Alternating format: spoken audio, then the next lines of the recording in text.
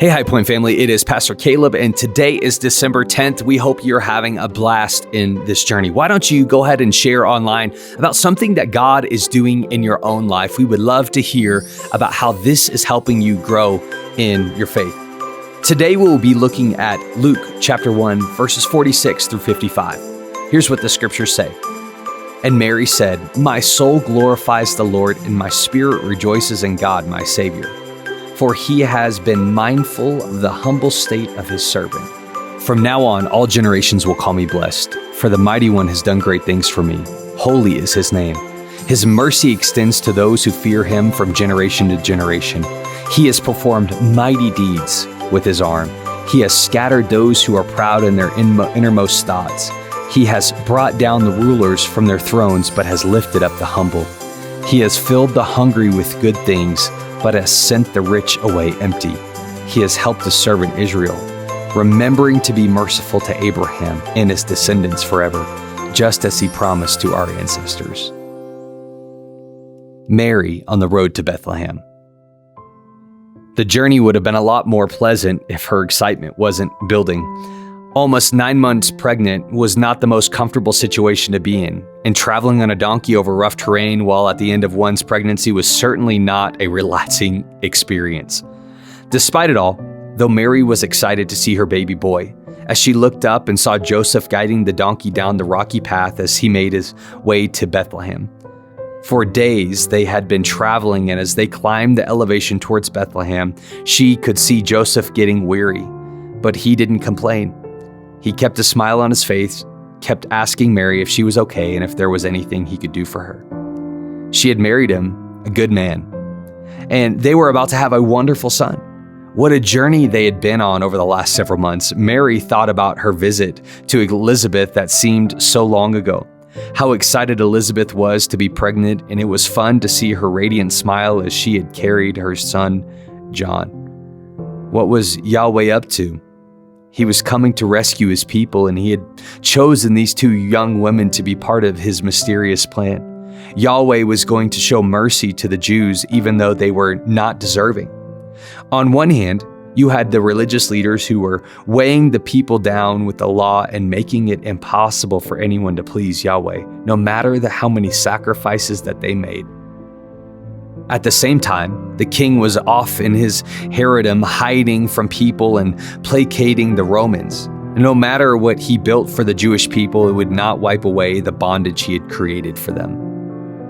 Mary, realizing her anger was starting to rise, she took a deep breath.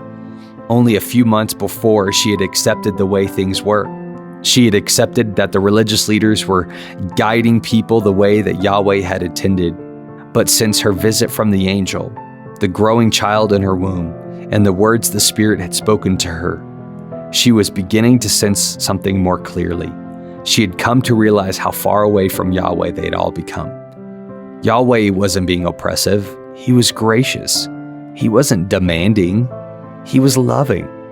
He was going to lift up the humble rather than the rich. He was going to honor his covenant despite all that Israel had done. Mary was just realizing that she had misunderstood Yahweh her whole life because of the way she had been told to see him. So much had happened on the account of her unborn baby. She was changing in ways she had never expected. If her baby had created this much change in her, how much more would he create once he arrived? Which she hoped would wait until they arrived and settled in Bethlehem. She couldn't imagine having a child out here in the wilderness of the countryside. Just a little further, Mary whispered in the direction of her baby. As the donkey slipped on yet another rock on the road, Mary felt her whole body jolt and her belly cramp as if she were trying to hold on to her baby. Just a bit further, she reassured herself.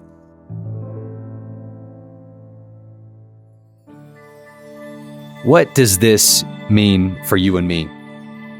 If you grew up in church, then you have learned a lot about Jesus. Even the story of his birth has been recounted to you over and over again since you were a child. If that is you, you likely feel like the Bible is an old hat because you've heard the stories over and over or have listened to countless sermons teaching the lessons and principles of the stories.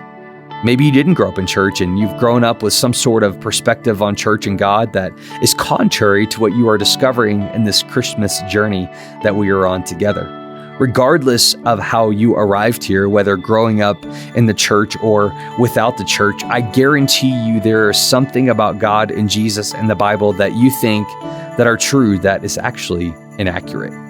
As we've journeyed through these devotions together, I hope that you're discovering new truths along the way that you didn't know before. God is infinite, and there is no way we can fully understand Him. He is mysterious and wondrous and more complex than our finite minds can even understand. Even the nation of Israel, with all of its prophets and miracles and history and relationship with Yahweh, misunderstood Him. They believed that perfect adherence to the law was the way to worship Yahweh, which was impossible to do. They believed that it took strict discipline and social pressure to bring the Messiah.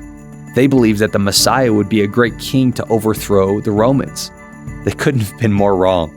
As Mary and Joseph traveled along the road to Bethlehem from Nazareth, they would have passed right by Jerusalem in their final stage of the trip. While the religious leaders postured and placated, their king was passing by in the womb of a young woman. I want to challenge you not to assume you know or understand everything about God, Jesus, and the Christmas story. When we assume we know, we miss what we are supposed to see. Jesus coming to earth was an act of mercy, an act of love, grace, and hope. May we see Jesus through the lens and accept the gift that He has given to us.